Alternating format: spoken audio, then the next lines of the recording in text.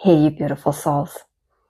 I want you to stop and I want you to think of every area of your life that is not going in the way that you desire.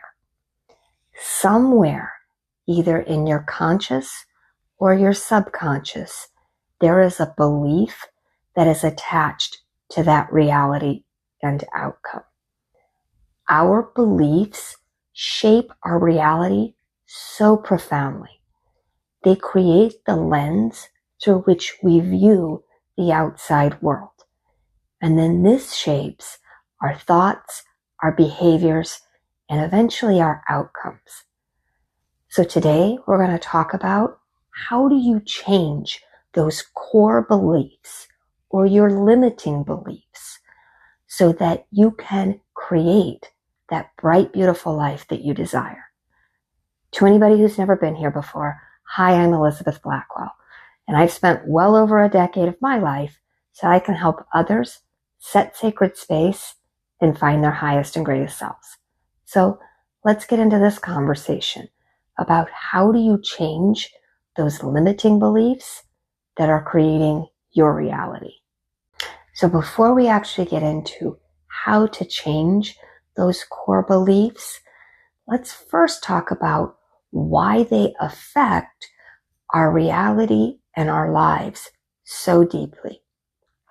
And I like to share here, when it comes to all of this, whether it is creating your best self, manifestation, setting spaces, all of it, there is a more scientific side to it, and then there is a more energetic or spiritual side to it. I deeply embrace both. So with that being said, that is how I structure all of these things that I talk about and teach on. One of the key things that I want you to take away from this video is that our core beliefs are neither true nor false. They are either beneficial or detrimental to the person we are trying to be and the life that we are trying to create. One person's truth may not be another person's truth. So as you go through and identify what your core beliefs are, the big thing that you want to understand is whether they serve the reality that you are trying to create or they take away from the reality and the person that you are trying to create yourself into. Our beliefs act like a filter through which we view the world, and this can influence our perception and our identity.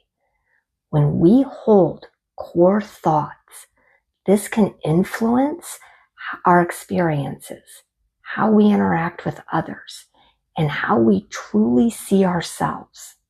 So to give an example here, if we view ourselves as really capable, then we see challenges as an opportunity for growth. But on the opposite side, if we look at ourselves as not good enough, then we view those setbacks as just proof of our inabilities or our inadequacies. If you've stuck with me this far, please consider subscribing, as I am all about putting out actionable knowledge to help you build that bright, beautiful life that you're trying to create. And if this video has served you well, consider hitting that like button as well. It really does help out small channels like this. And then our beliefs also shape our emotional reactions. So as an example here, if you believe that people overall are kind and trustworthy, then when you meet or you are interacting with individuals, you will generally do it with an open heart, looking for the best in them. But if you believe that people are inherently bad and out to get you, then you're going to approach them with skepticism and you're going to keep those walls up, which will generally keep people out and preventing you from new connections. And then our beliefs shape so many of our behaviors. As the example for this one, If you believe you are a successful person, then you are more likely to take the steps towards the things that will bring you success, potentially even taking more risky steps that will then eventually have a positive payout. But if you believe I'm not successful, I'm not good enough, then this will lead to hesitation and procrastination and generally putting up blocks that will prevent you from being in a successful space. And oh my goodness, how much our beliefs shape our relationships. If we believe that we are worthy of love and respect and connection, then that is exactly what we will get, because we put that out to the world and people will generally treat us in that way. But if we don't believe that we are worthy of those things, then that is why we get disrespected, or people violate our boundaries, or just generally don't treat us in a loving way. So then all of this basically leads to our beliefs shape our reality. Whether you're looking at it from the more scientific side of it, or you're looking at it from law of attraction, law of assumption, living in the end. Again, labels don't really matter, but our core beliefs are what shape the energy that we put off, making that be exactly what the universe reflects back to us. So setting up those positive beliefs will make it so that the world is reflected back in a positive way, as opposed to our limiting beliefs, which means we get back exactly what we hold inside of us, that more limited, negative, or the life that we do not want. So let's talk about changing your limiting beliefs. Now, I will be the first to tell you that this is not an overnight process. So take a little bit of time, but it is so well worth it. As somebody who has worked on changing my limiting beliefs, it has changed so much of my life, from the way that I look to the life that I live and the successes that I've had. So I'm telling you, it is absolutely worth the time and effort to change the things that you believe deep within yourself. I wish that I could tell you that changing your limiting beliefs would just come down to a bunch of positive affirmations, but that's just not true. This goes a little deeper than that, actually a lot deeper than that. Our core beliefs have been forming since long before we were conscious about knowing what we really believed. It comes from everything external as well as how we have developed into it. And it goes back from early childhood all the way up to present day. So it's going to take a little bit more than just positive affirmations. Now, I am all about positive self-talk, but we've got to go a little bit deeper here. And the best example that I could think to give you here is that if you have a space that is disgustingly dirty and it smells really bad, that you're going to have to do a little bit more than just spray some air freshener around to make it smell better. Now it still has that grossness around. You've just put some sort of chemical scent on top of it to try to hide it. You haven't actually gotten it clean. So you've got to remove all of that ickiness that is within that space before you can bring in the things that smell really good and make it this bright, beautiful space. So I hope that wasn't too gross, but it was the best way that I could think to describe it. So the first step in changing your limiting beliefs is becoming aware of what they are. Now, I highly suggest you write this out. It's a little hard to keep track of just doing this in your head, but you do what resonates with you. But what I suggest is you write out what your current reality is, concentrating on the areas where you would like to see change in. And then for each of those areas, you need to list out what your beliefs are around it. And you have to be honest with yourself here.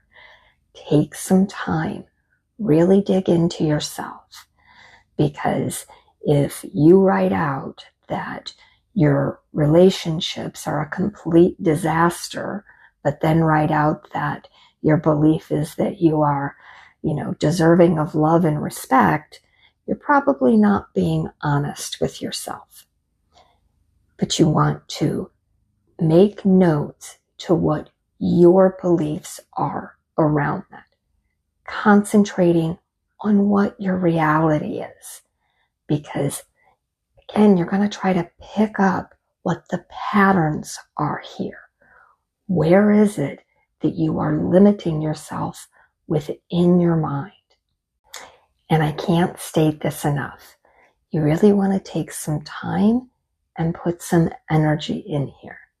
You want to dive deep. You want to get into that nitty-gritty side of yourself. You want to think back to your childhood. Think how you were treated then. Think how have people treated you now. Think of where you are having a difficult time finding success. And then as you list out the beliefs that surround each of those things, you need to be deeply honest with yourself, because you cannot change a belief that you refuse to acknowledge. Some other things that can help with this step are, what are your triggers? What things get negative emotions going within you? What are your core beliefs about yourself and your abilities? Where do those beliefs come from? See if you can track them back to something from childhood or developmentally. And then how do those beliefs affect your actions and your behaviors? So once you have outlined all of your beliefs and hopefully kind of where they've come from, then you want to decide, is this belief in support of the life that I am trying to build, or is it destructive and detrimental to it? If it is detrimental in any way, then we're going to work on reframing those beliefs.